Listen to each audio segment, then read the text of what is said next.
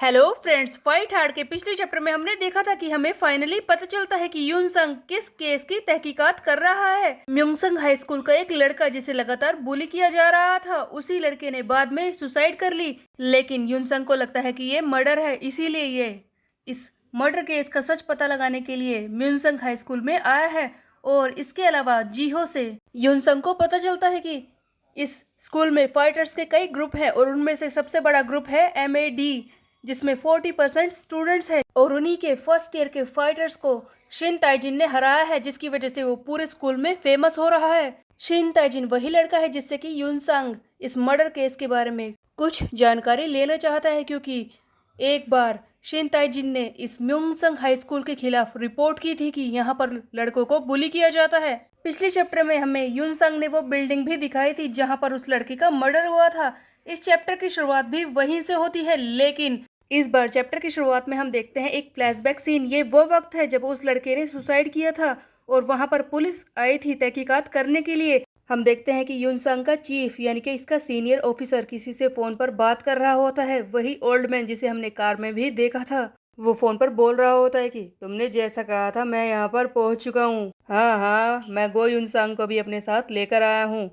क्या बात कर रहे हो? पहले तुम भी तो इसी की तरह थे, तुम भी तो इसी की तरह मेरी बात नहीं माना करते थे। हम देखते हैं कि युनसंग उस लड़के की बॉडी के पास खड़ा होता है जिसने सुसाइड की है। तब इसका चीफ चिल्लाता है कि हे युनसंग, वहां पर खड़े क्या कर रहे हो? अगर तुम्हें लगता है कि ये मर्डर है ना, तो इस मिस्ट्री को सॉल्व करो, जिसके लिए हमें सबूत की जरूरत होगी। ऐसे केसों में सबसे पहले हमें मर्डरर ही ढूंढना पड़ता है। तुम्हारे पास गुस्सा होने के लिए भी वक्त नहीं है, इसीलिए जल्दी करो, किसी की हेल्प लो और बॉडी को यहाँ से उठाओ और इस बारे में सबूत ढूंढने की कोशिश करो। और उसके बाद बॉडी को एम्बुलेंस में ले जाया जाता है। युनसंग ये सारी बातें याद कर रहा होता है, जैसा कि पिछले चैप्टर के लास्ट में हमने देखा था कि युनसंग उसी बिल्डिंग के पास आया था जहाँ पर मर्डर हुआ है। और यही सारी बातें युनसंग सोच रहा था कि किस तरह से उसने बॉडी देखी थी और किस तरह से अब उसे आगे तहकीकात करनी है, उसे सबूत ढूंढना है। युनसंग ऊपर चढ़ रहा होता है और सोच रहा होता है कि तुम चिंता मत करो, मैं उसे जरूर ढूंढ लूंगा, चाहे वो जो भी हो, जिसने भी तुम्हारे साथ ऐसा किया था, मैं उसे ढूंढ कर ही रहूंगा। इसी बीच में युनसंग को एक और आदमी की बात परेशान करने लगती है। तब युनसंग कहता है कि उस लड़के का क्या मतलब था।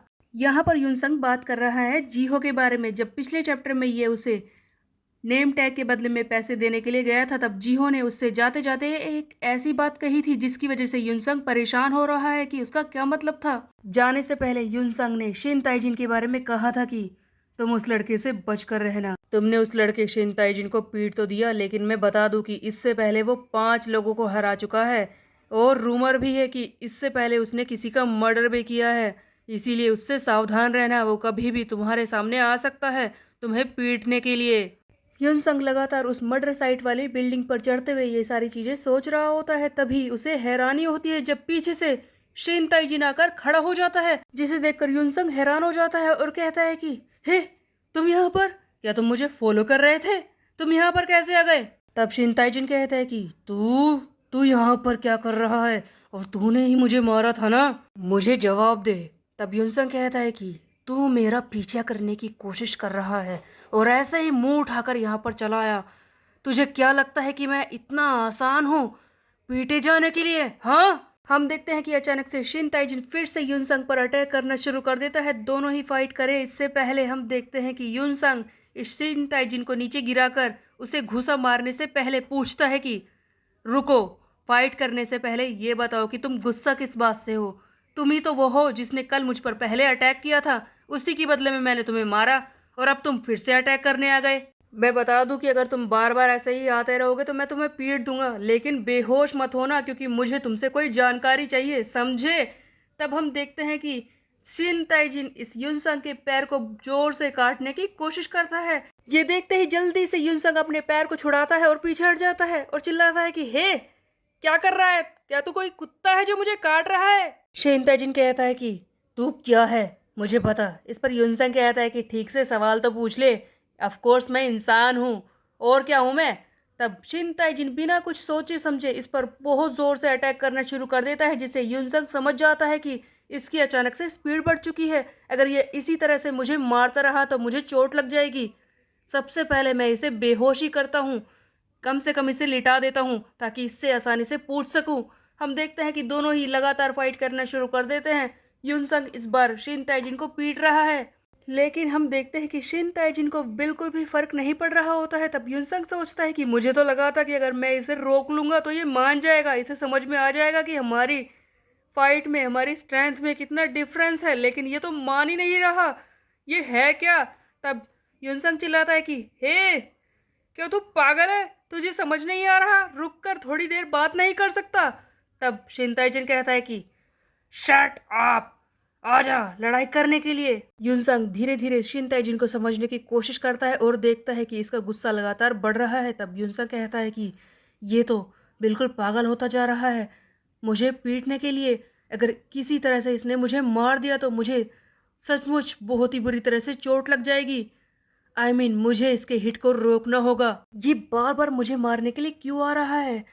क्या है इसकी फिजिकल स्ट्रेंथ? मुझे समझ नहीं आ रही। वैसे तो मैंने पहले ही सोच लिया था कि इस बार इसे मारूंगा नहीं, लेकिन इसकी हरकतें देखकर ऐसा लग रहा है कि मुझे इसे पीटना ही होगा, वरना ये मुझे ज्यादा चोट पहुंचा सकता है। इस बार हम देखते हैं कि रैपिडली यूनसंग इस शिन ताइजिन पर अटैक करता है ताकि इसे थोड़ा सा झुका सके, इससे बात कर सके, लेकिन शिन ताइजिन उस पर कोई भी फर्क नहीं पड़ रहा होता है। वो इसके हर एक अटैक को डोज कर रहा होता है, यानी कि यूनसंग जो भी पंच मार रहा है, जो भी मूव्स दिखा रहा है, उसके हर एक दर्द को बर्दाश्त कर रहा होता है शिन ताइजिन, जिसे देखकर तो खुद यूनसंग भी शौक में रह जाता है कि ये है क्या ये मेरे अटैक्स को बर्दाश्त कर रहा है? क्या इसकी बर्दाश्त करने की शक्ति इतनी ज्यादा है? तब हम देखते हैं कि यूनसंग थोड़ा और जोर से इस शिन ताइजिन पर अटैक करता है, लेकिन इस बार फिर से शिन ताइजिन, उसका गुस्सा कम नहीं होता और वो चिल्लाता है कि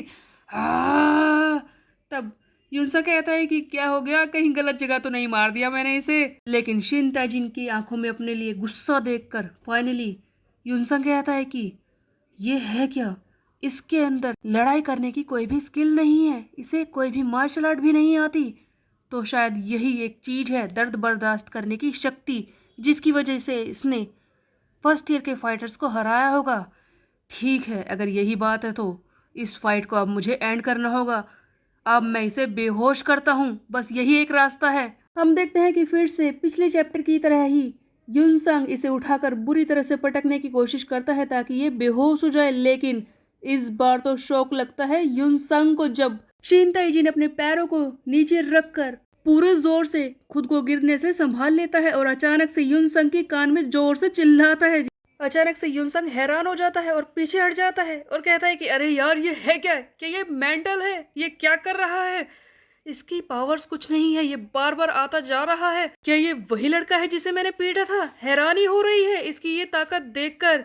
और इससे भी बड़ी बात ये है कि ये मेरा दिमाग खराब कर रहा है। हम देखते हैं कि शिन ताइजिन, जिसे बहुत ही बुरी तरह से चोट भी लग चुकी है, इसकी नाक से खून निकल रहा है, लेकिन वो फिर भी हार नहीं मान रहा होता है, लगातार यूनसंग पर अटैक करने के लिए आगे बढ़ने वाला होता है। तब यूनसंग कहता है कि मैं इसे मारना तो नहीं चाहता था, लेकिन ये लड़का उन्हीं चीज़ों में से एक बन रहा है जिससे मुझे सबसे ज़्यादा नफरत है। अब मुझे इसे पीटना ही होगा। सो गाइज, यूनसंग के पास कोई ऑप्शन है ही नहीं शिन ताइजिन को पीटने के अलावा, क्योंकि वो इसकी एक भी बात नहीं सुन रहा है, और जब तक कि यूनसंग इससे बात नहीं करता तब तक शिन ताइजिन इसे कोई इन्फॉर्मेशन भी नहीं दे सकता है, और बार बार इसे पीटने की कोशिश भी कर रहा है।